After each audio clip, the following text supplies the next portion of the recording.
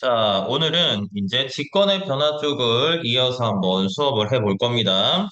자, 그래서 직권 쪽 맞아 나가고, 그 다음에 7단원 해서 아마 선생님 생각에는 이번 주 목요일 날 7시부터 수업을 하면, 자, 이번 주, 자, 목요일 날 7시에요. 목요일 날 7시. 그래서, 목요일 날 7시부터 하면, 뭐 10시 반? 이때까지 하면 선생님 생각에는 오늘 이제 7단원 좀 나갈 거고 그다음 목요일 날 이제 7시부터 7단원 이제 2, 3 정도 나가고 그다음에 9시 타임에 8-1, 8-2 정도 나가면 아마 진도가 일단 마무리가 될 것 같아요. 그래서 요 부분 진도 마무리하고 이제부터 이제 기본적인 거 문제풀이 그다음에 문제집이나 이런 것들 지금 보니까 우리 올리드는 기본적으로 우리가 문제를 좀 풀었던 것 같고 올리드는 좀 푼 것 같고 아직 이제 서울 경기 기출 좀 덜 푼 친구들 있을 거 아니야. 그래서 서울 경기 기출 이제 맞아 푸셔야 돼. 맞아 풀고 자 추가적으로 선생님한테 학교 자료 좀 보내줘. 그래서 학교 자료 보내주면 그걸로 선생님 추가적으로 한 번 더 만들거나 아니면 총정리 영상을 하나 찍던가 해야 될 것 같아. 그러니까 니네들이 수업할 때 총정리 영상 보면서 한 번 더 할 수 있도록 그냥 간단하고 조금 빠르게 선생님이 한번 영상을 한번 만들어 볼게. 그 다음에 또 필요한 게 뭐가 있을까나. 그 다음에 서술형 체크도 한번 해야 되고, 서술형 체크해야 되고, 뭐 이런 것들 이제 다 하게 되면은 뭐 크게 뭐 어렵게는 안 나올 거예요. 그래서 자, 전반적으로 빠르게 한번 나가보도록 할게요. 자, 그 다음에 중간중간 선생님한테 이제 뭐 필요한 것들 요구하시는 친구들이 있는데 수업 끝나고 나서 선생님한테 바로 주면은 선생님 여기 학원에 있을 때니까 바로바로 대체가 되거든요. 네, 조금 늦게 주는 경우들이 있거나 뭐 그런 거는 이제 선생님이 이제 학원에 없을 때 그런 부분이 있으니까 그거는 한번 생각을 하시면서 질문이나 이런 것들 바로바로 또 해주시면 돼요. 자, 그러면 이제 직권의 변화부터 한번 다시 나가보도록 할게. 자, 직권의 자, 변화를 얘기를 하는 거야. 자, 그러면 기본적으로 이 직권이라고 얘기하는 건 이제 땅들이지. 그래서 땅들의 변화를 보면 자, 가장 크게 얘기할 수 있는 게 지진이나 화산 활동이야. 그래서 자, 지구 내부 에너지가 방출될 때 자, 일어나는 현상으로 화산이 폭발할 때는 에너지뿐만 아니라 지구 내부 물질도 함께 방출된다. 왜냐하면 이 화산이라고 우리가 얘기하는 건 뭐 보통 판의 경계에서 이제 일어나는 현상들을 보통 의미한단 말이야. 그러면 판의 경계에서 일어나는 현상이니까 우리가 뭐 예를 들어서 대륙판이 이렇게 있어. 대륙판이랑 해양판이 있으면 이 아랫부분 이제 상부 멘트를 포함한 부분들을 판이라고 보통 표현을 한단 말이야. 그러면 이 판 부분에서 자 뭐가 이 물질, 멘틀 물질들이 뭐 보통 뭐 상승하는 경우들이 이제 생긴다면 이 지각 보면은 이제 지구를 봤을 때 이 지구의 겉부분인 지구뿐만 아니라 이 속에 있는 부분, 이 외핵이랑 그 다음에 이 멘틀이 있는 부분, 이 멘틀이 있는 부분에서도 물질이 어때요? 이렇게 올라온단 말이야. 그래서 화산, 화산이 폭발할 때 에너지뿐만 아니라 지구 내부 물질도 함께 방출이 된다라고 보통 표현을 하죠. 자, 그러면 이 지진이 자주 발생하는 지역을 지진대, 화산이 자주 발생하는 지역을 화산대라고 표현을 해요. 그래서 지진이 자주 발생하는 지역을 지진대, 화산 활동이 활발한 지역이 화산대인데, 이 지진대랑 화산대의 분포 비율을 보면은 지진대가 훨씬 더 많아. 그러니까 일반적으로 우리 화산이 일어나. 화산이 일어나려면 자, 이 폭발이 일어나면서 생기는 이제 에너지가 자, 땅으로 이제 전달이 된단 말이야. 그러면 기본적으로 이런 땅들의 흔들림, 즉 지진이 발생을 한단 말이야. 그래서 화산이 일어나면 지진이 항상 동반되고 자, 근데 반대로 지진이 일어난다고 해서 항상 화산 활동이 일어나는 건 아니다라고 생각하시면 됩니다. 자, 이 부분을 우리가 바다 이름이 태평양이잖아. 그래서 태평양을 자, 고리 모양으로 이렇게 나타내면, 자, 고리 환자를 써서 이 환태평양 지진대랑 화산대가 된단 말이야. 그래서 태평양 주변을 따라서 분포하고 가장 많은 화산과 지진이 발생하는 지역을 환태평양 지진대랑 화산대라고 표현하면서 자, 얘네들 우리가 예전에는 뭐 불의 고리라고도 불렀지. 그래서 불의 고리라고 해서 화산 활동이 제일 활발한 지역을 불의 고리라고 표현을 했다. 자, 그러면 이 화산대랑 지진대를 쭉 보면은요. 약간의 특징적인 게 나타나는데 보면은 자, 이 화산대랑 지진대는 자, 여기서 봐봐요. 앞에서 우리가 일어났던 이 화산대랑 지진대를 대략적으로 이렇게 그림을 그리게 된다면 자, 여기서 얘기하는 판의 경계하고 거의 비슷하다라고 일단 표현을 해요. 그래서 우리가 기본적으로 알고 있어야 되는 내용 중에 하나가 판의 경계랑 화산대랑 지진대는 뭐하다? 일치한다. 자, 요 그림을 살짝 올리면 이게 살짝 옆으로만 얘네들이 살짝 옆으로만 이동이 되면 거의 여기 있는 부분하고 여기 있는 부분하고 서로 일치한단 말이야. 그래서 이 화산대랑 지진대는 거의 일치한다라고 얘기를 해요. 그러면 이런 화산대랑 지진대가 왜 일치하느냐? 그걸 우리가 살펴볼 수 있는 내용이 이 판구조론이라는 거야. 그럼 실제로 이 판구조론이라고 하는 이론은 자, 앞에 있는 여러 가지 이제 현상들에 의해서 일어난단 말이야. 그래서 베게너가 주장한 멘틀 대류설. 자, 멘틀 대류설에 의해서 이제 베게너가 주장한 대륙 이동설이 먼저지. 이제 대륙 이동설이 먼저 나왔고요. 자, 그다음에 이제 멘틀 대류설이 나오고 해양자 확장설 이런 애들을 다 섞어서 우리가 보통 판구조론이 만들어진다라고 표현을 해요. 그래서 뭐 대륙 이동설에서의 우리가 가장 많이 얘기를 해야 되는 건 뭐냐? 자, 과거 하나였던 대륙, 그 초대륙을 우리가 판게아라고 얘기를 하지. 그래서 판게아가 형성돼서 자, 이동해서 현재와 같은 모습을 갖추게 되었다라는 게 이제 백인어의 대륙 이동설인데 이 대륙 이동설의 증거를 보면 뭐 해안선 모양의 일치, 멀리 떨어진 대륙에서 같은 종의 화석이 분포한다.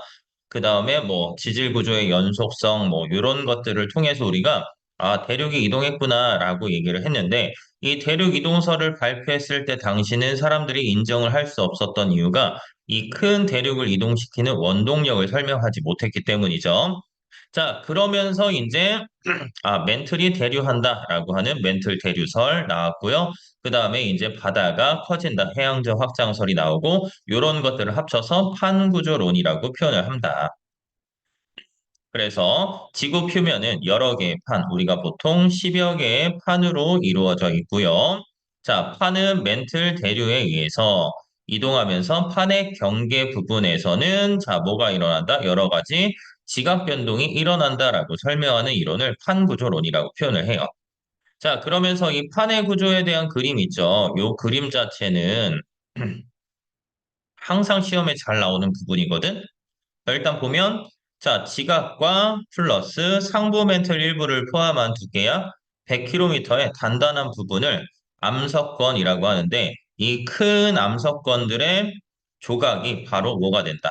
판이 된다라고 생각을 하시면 돼요. 그러면 이 암석건이 이제 두께 약 100km. 그러니까 여기까지 부분들을 우리가 두께 약 100km까지의 부분을 우리가 판이라고 표현을 하는 거야. 이 판들을 보면 일반적으로 이제 대륙 지각을 포함하고요. 대륙 지각하고 상부 멘트를 포함한 판을 대륙판이라고 하고요.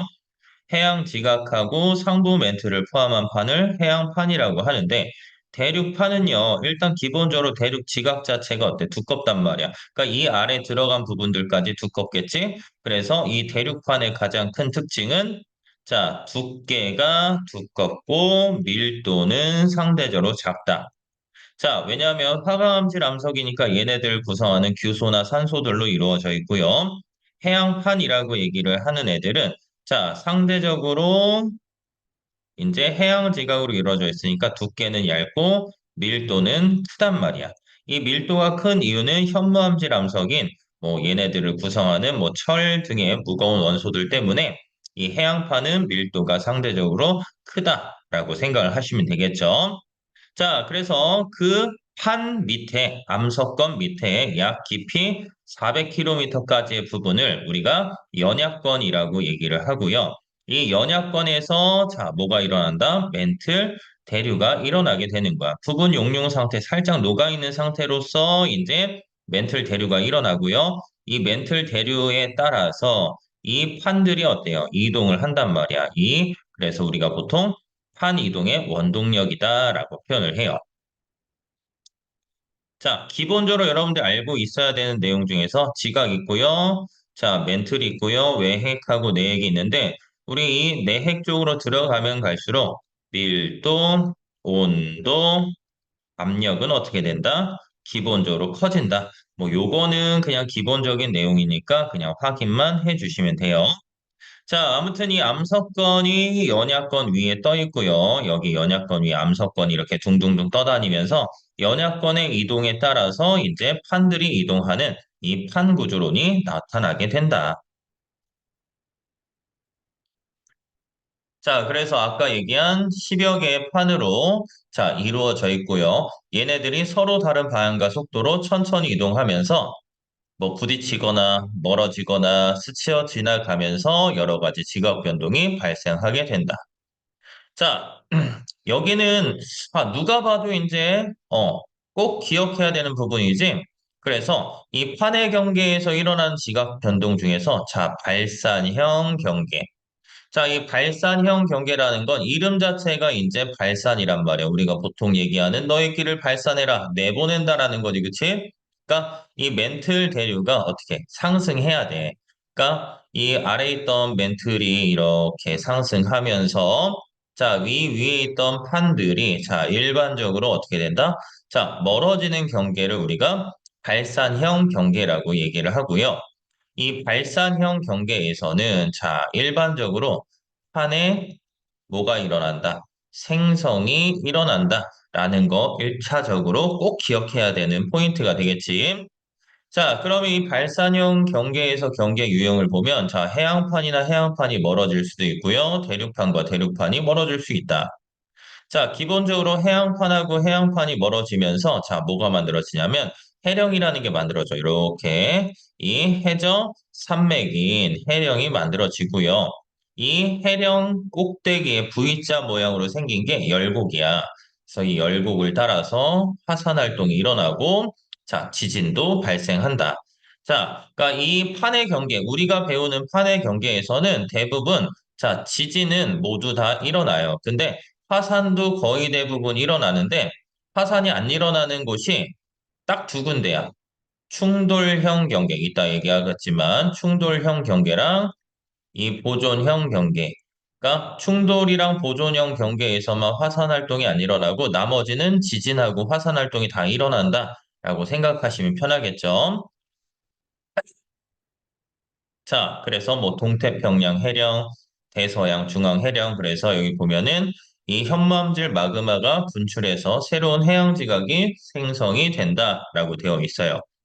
자, 그러면 이 사실 이 발산형 경계에서 여기 보면은 대륙판하고 해양판하고 해양판이 멀어질 때 보면은 자, 여기 이 해저 산맥을 우리가 해령이라고 표현하지. 이 해령에서 얘네들이 멘틀 대류에 따라서 이 해양판들이 서로 이동을 한단 말이야. 그럼 여기서 이 마그마 물질이 이렇게 달라붙는 거야. 그러면 여기 이렇게 색칠한 부분, 뭐 A 프라임, 뭐 A 프라임, A 프라임이라 합시다. 요 A랑 A 프라임이라 했을 때 여기는 실질적으로 보면은 새로운 새롭게 탄생한 판이 되겠지. 이쪽 부분은 아무래도 좀 예전에 만들어진 판이 된단 말이야. 그러면 자, 일반적으로 우리가 어떻게 생각을 해줘야 돼? 예전에 만들어진 판과 새롭게 탄생한 판. 그러면 얘를 우리가 두 가지로 구분할 수가 있어. 여기 그래프를 보면은요. 얘네들의 나이, 해양지각의 나이라든지 해양지각의 두께를 우리가 얘기할 텐데 여기가 바로 해령이라고 생각합시다. 자, 해령에서 멀어지면 이 해양 지각의 나이는 점점점 어, 증가하겠지. 그러니까 왜냐면 여기 A 프라임 있는 부분은 새롭게 탄생한 판을 얘기를 했고 여기서 이제 멀어질수록 이제 예전에 만들어진 판이니까 나이가 점점점 커지는 거야. 자, 두 번째는 이 해양 지각의 두께를 보통 얘기를 하는데 자, 여기는 지금 갓 태어난 애, 여기는 예전에 태어난 장소인데 우리가 집을 비운단 말이야. 예를 들어서 하루 비웠을 때랑 1년 비웠을 때랑 자, 차이를 한번 생각해 보면 이 아무래도 이제 집에 먼지들이 이렇게 쌓일 거란 말이야. 근데 1년 하루 동안이랑 1년 동안 보면은 이 1년 지난 데는 어때요? 먼지가 되게 오래 쌓였겠지. 마찬가지로 이 바다에서는 보통 우리가 이 퇴적물들이 퇴적이 되는데 여기는 퇴적물들이 퇴적이 거의 안 됐어. 근데 예전에 만들어진 데는 퇴적물들이 퇴적이 오래된단 말이야. 그러니까 이 해양 지각의 두께도 해령에서 멀어지면 어떻게 된다? 두꺼워진다. 그래서 요거 정도는 우리가 꼭 기억을 해 주셔야 된다라고 생각하시면 돼요. 자, 그 다음에 두 번째는 대륙판하고 대륙판이 멀어지면서, 자, 갈라지면서 확장이 되고요. 길고 깊은 골짜기인 열곡. 자, 이 열곡이 쭈루룩 이어져 있는 게 열곡대야. 자, 열곡대를 형성하고요. 이를 따라서, 자, 화산이 일어났고, 자, 지진도 발생했어요. 그래서 대표적인 예시가 동아프리카 열곡대, 아이슬란드 열곡대 이렇게 얘기를 하는데, 이게 땅이잖아요. 땅이 이제 있던 땅이 갈라지면서 멀어지면 얘네들이 점점 깊숙이 들어갈 거야. 그럼 여기 있던 바다가 어때요? 바닷물이 이제 차올라서 바다가 만들어지기도 해요. 그런 바다, 이런 대륙판하고 대륙판이 만들어지면서 멀어지면서 만들어진 바다가 우리가 흔히 홍해, 이런 바다가 이 대륙판과 대륙판이 이제 멀어지면서 생기는 바다였구나라고 생각해 주시면 되겠죠. 자, 두 번째는 이제 수렴형 경계예요. 수렴형 경계. 그래서 이 수렴형 경계를 보시면 이 수렴형 경계는 멘틀 대류가 하강하는 거야. 자, 그럼 봅시다. 멘틀 대류가 이렇게 하강을 하는 거야. 그러면 여기 위에 있던 판들이 서로 부딪히겠지? 그래서 판과 판이 서로 충돌하는 경계로. 자, 실제로 여기서는 뭐가 일어나냐면 판에 소멸이 일어나. 앞에서 보면은 발산형 경계에서 봤을 때는 판의 생성이 일어났었는데 이 수렴형 경계에서는 뭐가 일어난다? 판의 소멸이 일어난다라고 얘기를 하는 거예요. 그래서 자, 이 섭입형 경계를 본다면 자, 섭입이라는 뜻을 생각을 해봅시다. 다시 자, 수렴형을 우리가 두 개로 표현하는 거야. 하나는 섭입되는 것과 하나는 충돌하는 것. 이 섭입이라는 뜻 자체는요, 중간에 뭔가가 껴 들어가는 걸 우리가 섭입된다라고 얘기를 하고요. 충돌이라고 표현하는 건 얘네들이 거의 비슷한 애들이 서로 부딪히는 걸 얘기를 해요. 자, 그래서 이 섭입형 경계에서는 밀도 차이에 의해서 밀도가 큰 해양판이 밀도가 작은 대륙판 아래로 자, 들어가게 된단 말이에요. 그래서 여기 봐봐요. 이 밀도가 작은 판과 밀도가 큰 판이 서로 부딪혀. 그러면 무거운 애는 이렇게 들어갈 거고 가벼운 애는 이렇게 상대적으로 위에 떠 있겠지? 그러면 요 둘 사이에서 우리 뭐 아무래도 이제 뭐 이동을 하면서 이제 열이나 이런 것들이 발생할 거고요. 여기서 열이 발생하니까 뜨거운 건 우리 항상 어떻게 된다? 위로 올라가게 되지. 그러면서 보면은 자, 이 해양판하고 대륙판을 봤을 때 대륙판 쪽에서 그러니까 밀도가 작은 쪽에서 화산 활동이 활발하게 일어나고 이 둘 사이의 경계면을 우리가 베니 오프네라고 얘기를 해요. 그 베니 오프네를 따라서 다양한 깊이에서 자, 지진이 발생한다.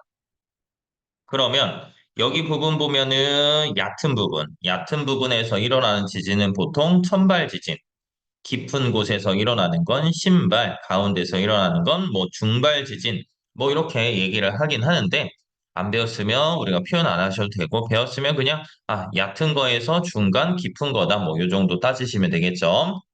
자, 그 다음에 여기서 만들어진 애들을 보면은 이 밀도가 큰 해양판이 밀도가 작은 대량판 아래로 섭입하면서 자, 여기 보면은 해저 골짜기인 해구가 만들어지고요. 자, 해구, 습곡산맥, 그 다음에 이제 화산 활동으로 인해서 자, 섬들이 활 모양으로 이렇게 쭉 길게 늘어나 있는 호상열도가 만들어진다.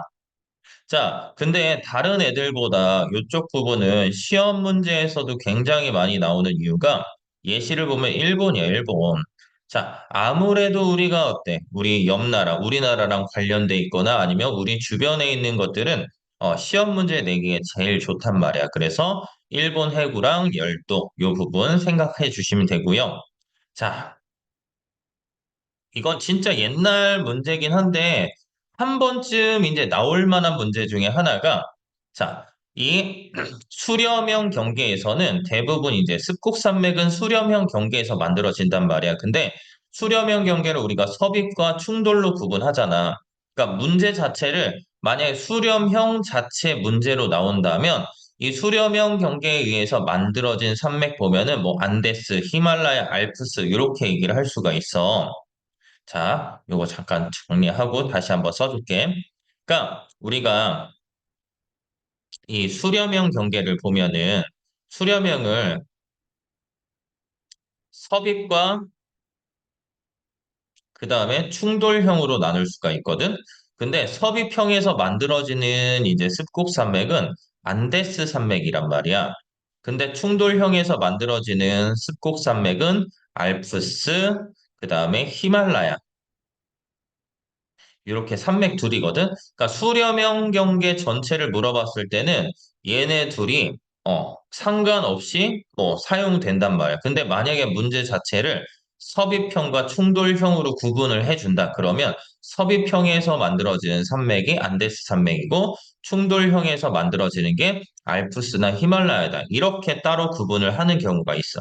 실제로 이게 모의고사 문제에서 나왔던 형태이기 때문에 이런 것들은 내가 문제를 읽었을 때 선생님 뭐 항상 실수하지 말라고 얘기를 많이 하긴 하는데 수렴형 경계에서의 문제냐 아니면 수렴형 중에서 섭입형만을 물어보는 문제냐 아니면 충돌형만을 물어보는 문제냐 이렇게 구분을 좀 해주셔야 된다라고 생각하시면 돼요. 자, 그 다음에 해양판하고 해양판을 보시면 얘네들도 마찬가지야. 뭐 해양판이라고 해서 얘네들을 구성하는 물질들이 다 똑같아지진 않지. 그래서 상대적으로 밀도가 큰 애가 자, 밀도 작은 아래로 섭입하면서 뭐 해구 만들어지고요. 호상열도 만들어지는 경계. 당연히 밀도가 작은 판에서 화산 활동이 활발하게 일어난다라고 생각을 하시면 되겠죠. 자, 그 다음에 이제 선생님 얘기한, 자, 충돌형 경계. 이 충돌형 경계를 보시면요. 자, 밀도가 비슷한 두 대륙판이 충돌해서, 자, 습곡 산맥을 형성하는데, 자, 여기서 보면은 알프스, 히말라야 산맥이 나오지? 그러니까 얘네는 충돌형이고, 여기다가 다시 하나만 적어놔요. 안데스 산맥은 무슨 경계? 섭입형으로 만들어진 것이다. 라고 생각을 한번 더 해주셔야 되겠지.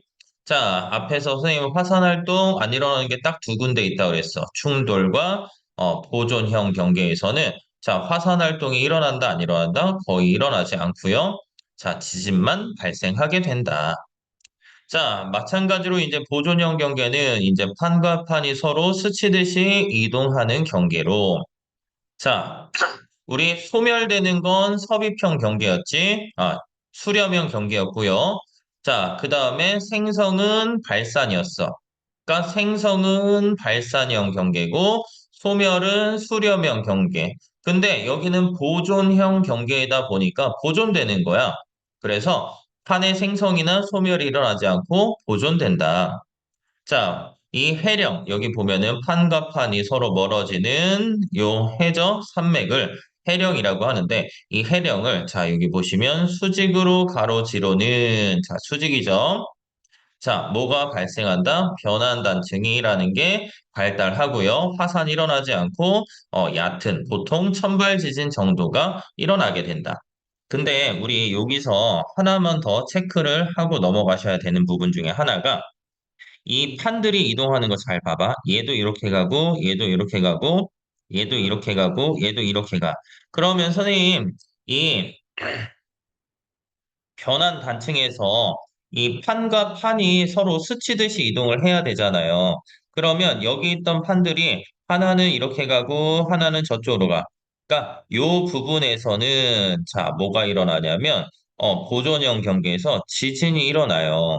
근데 여기 있는 부분, 여기 있는 부분, 얘네들도 선생님 보존형은 맞는데 같은 방향으로 이동하기 때문에 요 두 구간에서는 자, 뭐가 일어난다? 지진이 일어나지 않는다라고 보통 표현을 할 거예요.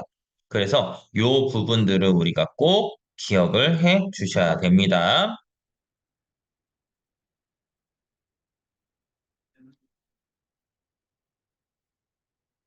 그 다음에 이런 화산 활동의 영향, 자, 화산 활동에 의한 피해랑 이로운 점. 자, 얘네들은 너무 이제 기본적인 애들이야. 뭐 화산 활동 당연히 피해 일어나지? 용암 때문에 마을에 피해를 주고요. 이제 화산 분출물이나 화산가스가 자, 산사태, 그다음에 햇빛을 차단하고 기온 내리고요. 유독가스가 방출돼서 생명체에 피해를 입히고 토양과 물을 산성화시켜요. 자, 여기 보면은 누구한테 영향을 줬는지까지 이제 기억을 해주시는 게 제일 베스트야. 요거 정도는 기억하시고. 자, 근데 이 피해는 우리가 실제로 너무 잘 나오기 때문에 별로 안 나오는데 가끔 문제 나오면 뭐 이로운 점. 자, 식물이 자라는데 필요한 자, 비옥한 토양이 만들어진다.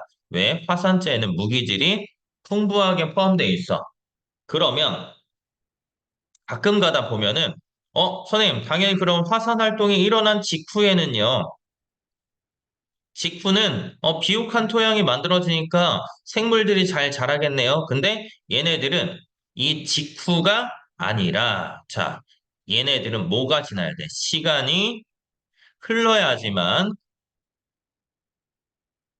뭐가 된다? 비옥한 토양이 만들어지는 거야. 이 화산재가 생각을 해봐. 야, 여기 식물들이 이렇게 막 자라고 있었어. 근데 여기에 화산재가 이렇게 막 내린 거야. 야, 그러면 기존에 있던 식물들은 다 죽어버릴 거 아니야. 그러니까 내린 바로 다음에는, 직후에는, 자, 토양 자체가 좋지 않아. 생물체들도 자라기가 어려워. 근데 시간이 많이 흐르면, 자, 무기질이 풍부하기 때문에 비옥한 토양이 만들어진다. 자, 요거 기억하셔야 되고요. 자, 독특한 지형이나 온천은 관광 자원으로 사용되기도 있고요. 자, 유용한 광물이 생성되기도 하고요. 지열 에너지에 의해서 발전이나 난방에 이용된다. 자, 나머지 대책들은 쭉 보시면 되는데, 자, 이것도 낚시 형태 문제가 있어. 그래서 화산 주변에 이거는 그냥 아마 문제집 풀 때, 선생님 이상한 문제인 것 같아요. 라고 하는 것들 중에 하나야. 그러니까 되게 지엽적인 거.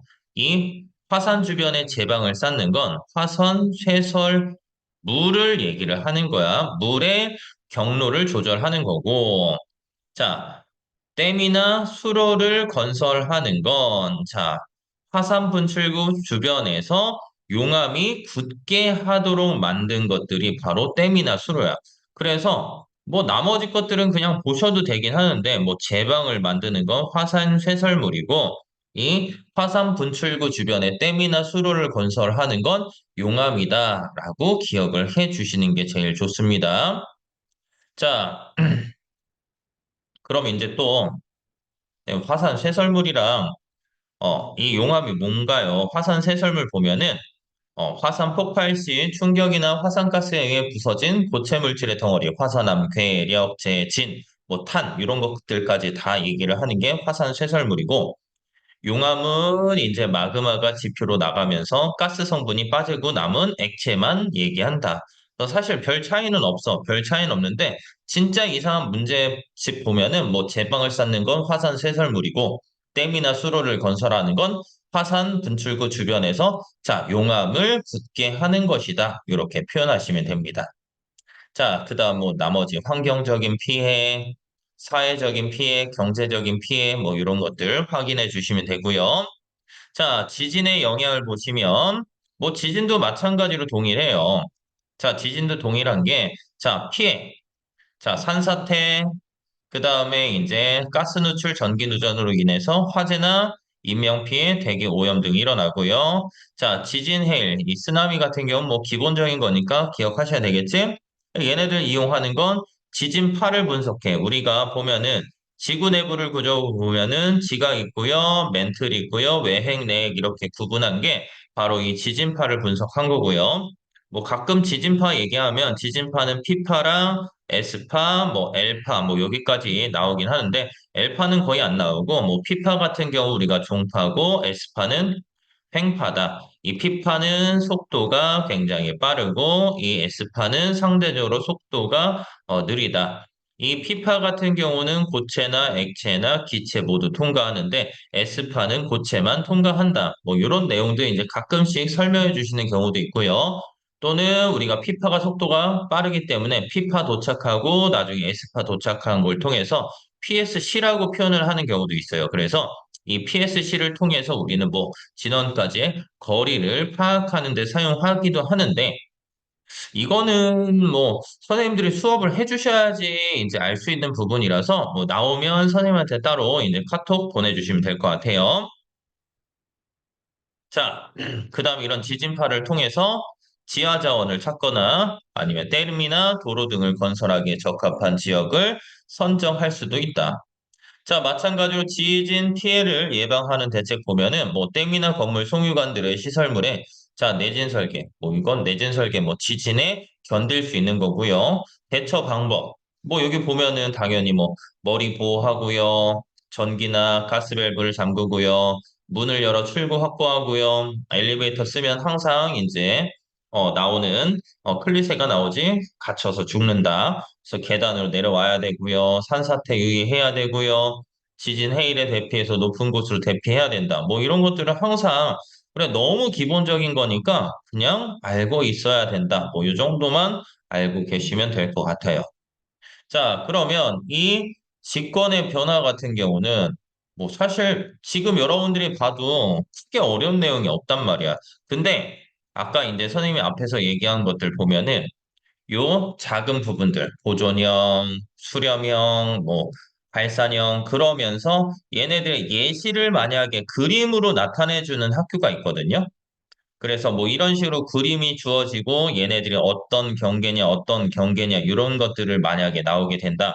그러면 그거 같은 경우는 이제 좀 알고 계시는 게 여러분들한테 제일 유리하겠죠.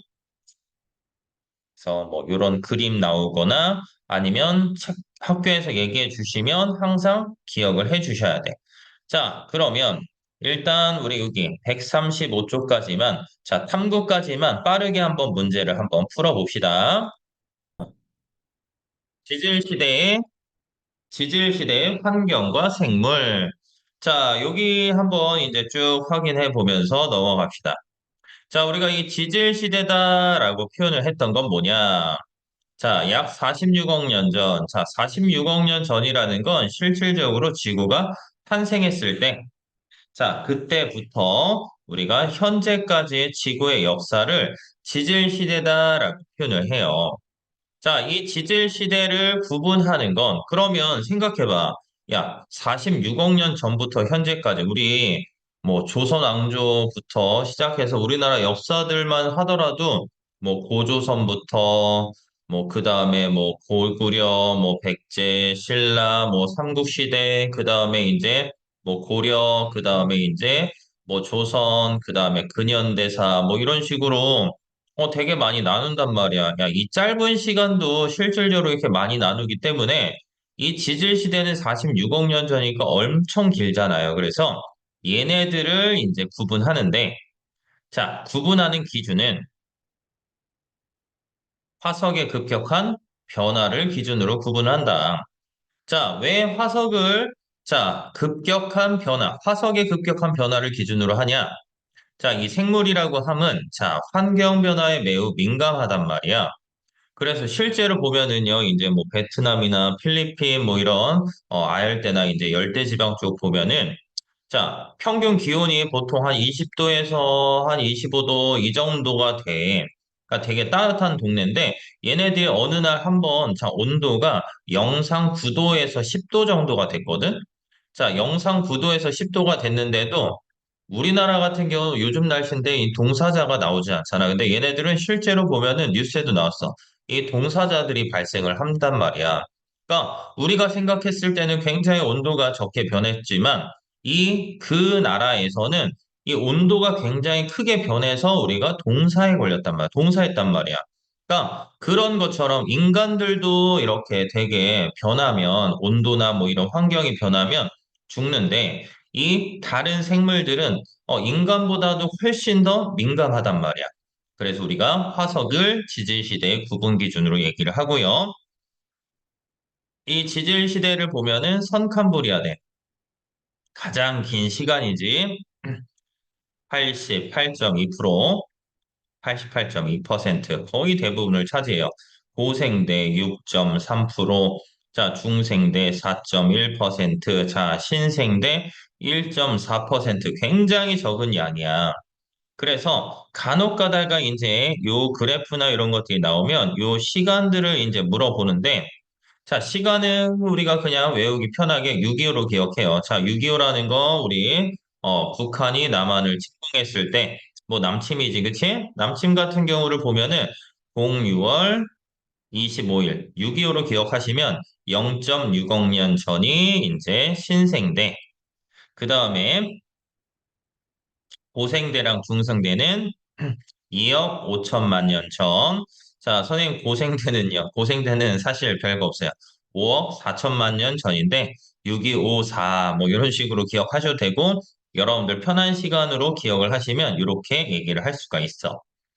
그리고 또 얘네들을 보면은요, 이거를 또 뭘로 많이 나타내냐면 요즘에는 어, 12시간을 기준으로 했을 때 이 선캄브리아대가 몇 시간이냐, 고생대가 몇 시간이냐, 중생대가 몇 시간이냐, 신생대가 몇 시간이냐 이렇게 시간으로 물어보는 경우도 생긴단 말이야.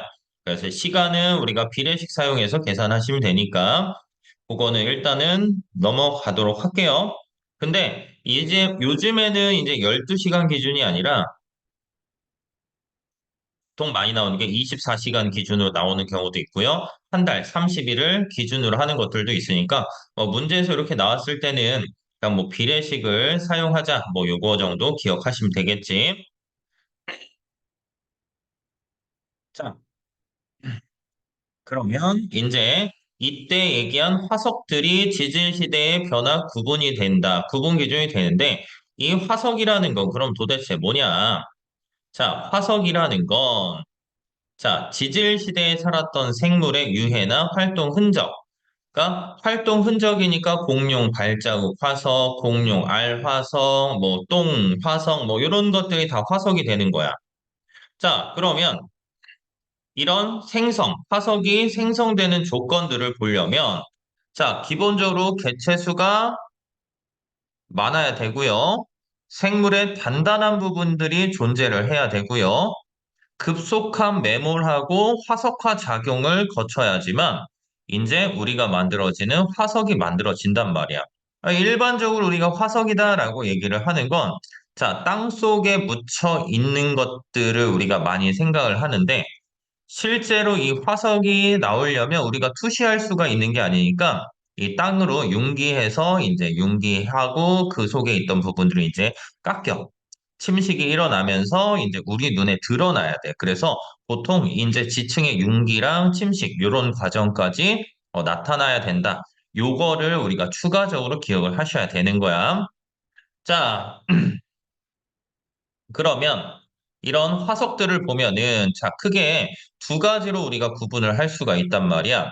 그래서 표준 화석이나 이제 시상 화석으로 구분을 할 수가 있는데 자, 이 표준 화석이라고 얘기를 하는 건 뭘 얘기를 하냐?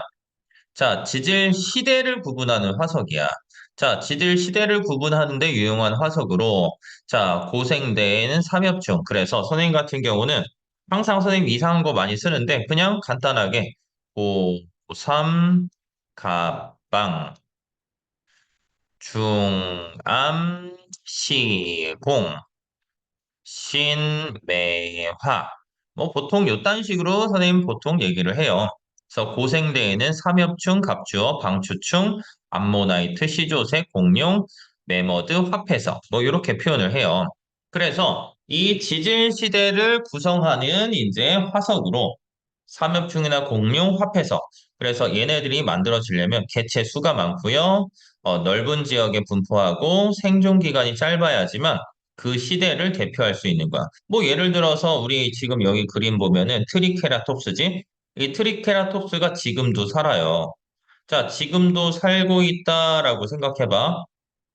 야, 지금도 살고 있으면 이 트리케라톱스가 신생대에 있었던 건지 중생대에 있었던 건지 우리가 알 수가 없단 말이야. 그래서 상대적으로 생존 기간이 짧고, 자, 여러 지역에 분포해야 되는 건 그 시대를 얘기를 해야 되니까 얘네들이 안 나오면 안 되잖아. 그래서 대부분 대충 땅을 팠을 때 나올 수 있게끔. 자, 그렇게 그 시대를 대표한다. 자, 두 번째는 시상화석인데, 이 시상화석은 퇴적됐을 때 당시의 자연 환경을 알아내는데 유용한 화석이야. 뭐 예를 들어서 이 식물 화석 중에서 글로소프테리스 이런 식물 화석이 있어요. 근데 이 식물 화석이 어떤 환경에 살았는지 아는 사람 있을까? 사실 나도 몰라. 왜냐면 얘는 그 옛날에 살았던 식물 화석이기는 하거든요. 근데 식물 화석인지만 알아. 얘가 어느 환경에서 자랐는지는 내가 알 수가 없어. 왜냐하면 이미 죽어버렸거든, 그 전에. 그러니까 얘가 어떤 환경에서 잘 자라는지, 어떻게 살았는지 내가 알기가 힘들어. 그래서 실제로 보면은 이 시상화석이라고 얘기하는 건 생존 기간이 길어야 돼. 그래서 산호, 지금도 살고 있지, 고사리 있지, 참나무도 있단 말이야. 그리고 특정 환경에서만 서식을 해야 돼. 왜냐면 얘네들이 이제 아무 환경에서나 막 다 자란다고 생각해봐. 고사리가 뭐 북극에서도 자라고 남극에서 자라고 뭐 열대 우림에서도 자라고 막 그런다고 해봐. 그러면 고사리 화석이 나왔을 때 어떤 환경인지 내가 알 수가 없단 말이야. 그래서 특정 환경에서만 서식하고 생존 기간이 길어야지만 우리가 그것들을 알 수 있어요. 자, 대표적으로 많이 나오는 게 산호. 산호 나오면 따뜻하고 얕은 바다구나. 자, 고사리가 나왔어요. 그러면 따뜻하고 습기가 많은 육지구나. 자, 참나무 화석이다. 그러면 온대나 열대 환경인 것을 우리가 확인을 할 수가 있어요. 자, 그래서 실제로 이 화석들을 보면은요. 얘네들을 이렇게 두 가지로 구분을 해요. 그래서 자, 분포 면적이랑 여기는 생존 기간. 분포 면적은 짧고 생존 기간이 길어. 그럼 얘를 우리가 보통 시상 화석이라고 얘기를 하고 생존 기간은 짧지만 분포 면적이 넓어요. 이런 애들을 표준 화석이라고 표현을 하는 거예요. 그래서 이런 그래프에서 뭐 A가 뭐냐, 뭐 B가 뭐냐 이런 것들 우리가 찾을 수가 있어야 됩니다. 자, 그러면 이런 화석들을 통해서 뭘 알 수 있냐? 과거 환경이 어떻게 변했냐? 예를 들어서 산호였다가 어떤 땅에 지금 산호가 살았단 말이야. 산호가 살다가 뭐 예를 들어서 자, 요런 지층에 자, 여기 산호 화석이 있고요. 그 위에는 고사리 화석이 있다라고 쳐봐. 그러면 과거에 산호가 살았더니까 이 지층은 바다였구나. 근데 고사리가 살았어. 그럼 이 지층이 이제 융기했구나. 융기에서 이제 고사리가 살았구나. 그 다음에 산호가 살았으니까 여기는 따뜻하고 얕은 바다였는데 고사리 살았으니까 따뜻하고 습기가 많은 육지였구나. 자, 그 다음 방금 얘기한 바다였냐, 육지였냐, 뭐 이런 것들을 확인할 수가 있어요. 자, 그리고 아까 선생님 얘기했던, 자, 글로소프테리스 화석이지. 얘네들은 지금 뭐 오스트레일리아, 남극, 인도, 아프리카, 아메리카 이런 데서 다 발견된단 말이야. 그러면 내가 이걸 통해서 알 수 있는 게 뭐야? 옛날 식물들은 엔트야. 엔트라서 막 이렇게 발이 달려가지고 막 돌아다녔어? 그게 아니라 과거의 대륙이 뭐였다? 하나였다라고 우리가 일반적으로 추측을 하는 거죠. 그래서 이 정도까지는 기억을 해 주셔야 된다라고 기억하시면 됩니다. 자, 그러면 여기부터는 이제 여기도 마찬가지야. 사실 하나에서 열까지 다 빼먹지 말고 기억을 해야 돼. 자, 보시면 성캄브리아 시대의 환경하고 생물 보면은 이 성캄브리아 대 때는 바다에서 최초의 생명체가 출현할 수밖에 없었어. 왜냐면, 자, 원시 대기 성분을 보면은요, 원시 대기는 뭐 이산화탄소, 뭐 메테인, 뭐 암모니아, 수증기, 뭐 이런 애들이 있어. 그러니까 이 원시 대기 속에는 산소가 없단 말이야. 산소가 없으면 오존층도 없어요. 그러니까 이 지구가 만들어지고 이제 지구에서 이제 자외선이 막 들어오는데 자외선을 차단시켜 줄 수가 없단 말이야. 그래서 자, 바다에서 최초로 생명체가 탄생했어. 자, 당연히 진화되기 전이니까 단세포가 먼저 만들어졌고요. 자, 그중에서 이제 스트로마톨라이트 화석에서 35년 전에 출현한 광합성 생물, 뭐 남세균의 활동 흔적으로 자, 남세균의 활동 흔적으로 자, 산소가 축적되기 시작한 것을 알 수 있고요. 이 산소가 이제 많아지니까 생물들이 빠르게 진화를 하게 됐다. 자, 그 다음에 이제 선캄브리아대 말기에 출현한 최초의 다세포 생물인 에디아카라 동물군 화석, 뭐 이런 것들을 우리가 얘기를 할 수가 있어요. 자, 이 선캄브리아 시대는 자, 화석이 매우 드물고요. 자, 요거는 뭐 항상 뭐 기본적인 거. 이 화석이 드문 이유는 자, 첫 번째는 개체 수가 적었고요. 자, 두 번째는 뭐 뼈나 껍데기 같은 단단한 부분이 없었고요. 자, 세 번째는 시간이 굉장히 오래 걸렸잖아. 그래서 지각 변동을 많이 받았단 말이야. 그래서 지각 변동을 받아서 화석이 만들어졌어도 얘네 다 부셔버려진단 말이야. 그래서, 이 화석이 매우 드문 이유는 개체 수가 적었고, 단단한 부분이었고, 지각 변동을 많이 받아서 이 화석이 없어. 화석이 거의 없기 때문에 그 환경에 대한 정보도 적다. 이렇게 생각할 수가 있습니다. 자, 두 번째는 이제 고생대. 자, 고생대부터 이제 확인을 또 해 주셔야 되는데, 자, 이 고생대에서의 우리가 좀 특징을 보면, 자, 단어 두 가지를 좀 구분을 해줘야 돼. 자, 우리가 크게 나오면 번성과 그 다음에 출현이 나오는데, 자, 그 시대에서 번성하고요. 그 시대, 예를 들어서 고생대에 번성하고 고생대에 출현한 거 보면은 이 출현한 것들은 다음 시대, 뭐 예를 들어서 고생대 다음에 중생대지. 중생대에서 번성을 하는 거야. 그 다음에 중생대에서 이제 출현하지? 이 출현한 애들은 이제 언제? 신생대에서 또다시 번성을 하게 된단 말이야. 자, 이런 식으로 가기 때문에 번성과 출현은 항상 구분을 해 주셔야 된다. 그래서 고생대는 해양 생물들이 번성했고요. 자, 육상 생물이 출현했어. 육상 생물이 출현했다.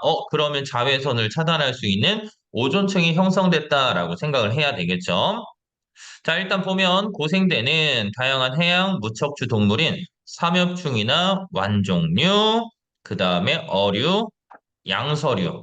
양서류 가지고 또 많이 낚시치는 게, 자, 도마뱀 요거 가지고 낚시치는데 도마뱀은 파충류죠. 도마뱀은 파충류고, 자, 개구리나 뭐 도롱뇽 있죠? 요런 애들이 양서류가 돼요. 그래서 파충류냐, 양서류냐, 요거 가지고도 낚시치니까 한 번 정도 기억해 주시면 되고요. 자, 이제 이 남세균이라든지 이제 여러 가지 생물들이 이제 만들어지면서, 자, 산소가 이제 많아졌단 말이에요. 언제? 고생대 중기에. 그래서 오존층이 만들어져서 바다에서 육지로 이제 생물들이 진출했고요. 자, 양치식물이 번성했고요. 자, 파충류랑 거시식물이 출현했어. 자, 그래서 여기 보면은, 자, 파충류가 번성했고요. 자, 이런 거시식물, 여기도 보면 거시식물이 번성했다. 선생님 앞에서 얘기한 출연한 애들이 이제 여기서 번성을 하게 된다. 이렇게 기억을 하시면 되겠죠. 자, 고생대 또 환경들을 보면은 대체로 온난한 기후였고요. 중기랑 말기에는 빙하기가 있었고요. 빙하기는 추워지는 거니까 빙하기 사이에 따뜻해지는 건 간빙기라고 표현을 해요. 자, 고생대 말기의 대륙이 하나로 합쳐져서 자, 뭘 형성한다? 판게아를 형성한다. 자, 제일 중요한 포인트가 이거지. 그래서 이 판게아 형성에 의해서 생물 대멸종이 일어난다. 자, 그 다음에 이제 중생대로 넘어가 보면, 자, 중생대는 자, 앞에서 번성했던 이제 파충류랑 거시식물이 이제 앞에서 출현했던 고생대에 출현한 파충류랑 그다음에 거시식물이 자, 번성합니다. 바다에서는 암모나이트, 육지에서는 공룡. 거시식물은 소철, 은행나무. 자, 예시까지 기억해 주셔야 돼. 소철, 은행나무, 뭐 소나무, 뭐 요거까지 이제 보통 포함을 해요. 그다음에 포유류나 속시식물이 출현했으니까 얘는 신생대에 번성했겠지. 자, 이 중생대의 가장 큰 특징이 뭐냐? 화산 활동으로 온실기체가 증가해서 전반적으로 온난했고요. 즉, 자, 여기서 포인트 하나. 빙하기가 존재하지 않았습니다. 자, 판게와 분리로 인해서 대륙과 해양의 분포가 변했고요. 자, 말기에 우리가 보통 이 크게 일어난 대멸종을 두 가지, 총 이제 대멸종 자체는 5번 일어난다라고 하는데 그중에서 고생대 말에 일어났던 대멸종, 중생대 말에 일어났던 대멸종, 요거 두 가지를 우리가 보통 많이 물어본단 말이야. 자, 아무튼 이 중생대에 일어났던 대멸종은 운석 충돌 플러스 자, 화산 활동. 얘네들 대멸종이고 자, 가끔 가다가 치산 학교에서는 요거까지 얘기해요. 자, 대서양이나 인도양이 형성되었을 때, 그러면, 대서양이나 인도양이 형성된다. 그럼 우리는 중생대다. 이렇게 생각을 해 주셔야 돼. 자, 마지막으로 신생대. 요거까지만 하자. 자, 신생대는 포유류나 여러 생물들이 번성했고요. 자, 인류가 출현하게 됩니다. 그래서 중생대 말에 출현한 포유류는, 자, 포유류의 특징이지, 환경 변화에도 적응력이 강하기 때문에 신생대의 다양한 종으로 진화해서 번성했다. 그래서 대표적인 멤버들. 바다에선 합해서 육지에선 속시식물인 참다니, 참나무, 담팽나무 등이 번성했고요. 자, 후기에는 인류의 조성이 출현했다. 자, 신생대 보면은요, 전기는 대체로 온난했고요. 말기에는 빙하기 4번, 간빙기 3번 정도가 반복됐다. 그래서 계속된 대륙의 분리학 이동으로 현재랑 비슷했고요. 히말라야 산맥이 만들어졌던 시대가 신생대구나 여기까지도 기억을 해주시는 게 제일 베스트가 되겠죠. 자, 그래서 여기 보면은 이 지질시대 수륙분포 변화랑 생물 변화 그래서 고생대 말에는 판계가 형성되면서 가장 큰 규모의 대멸종이 일어났고요. 자, 중생대 둥기, 뭐 대륙과 해양의 분포가 다양해지고 기후가 온난해서 생물이 번성했다. 자, 중생대에서 포인트는 빙하기가 없었다. 자, 신생대 말기는 대서양과 인도양이 넓어지고 태평양이 좁아지면서 현재랑 비슷한 분포를 형성하게 되었다. 자, 이렇게 표현할 수가 있습니다. 자, 원래 여기 대멸종까지 이제 얘기를 해야 되는데, 요거는 이제 다음 시간에 진화랑 다양성 할 때 마저 설명을 할 거고요.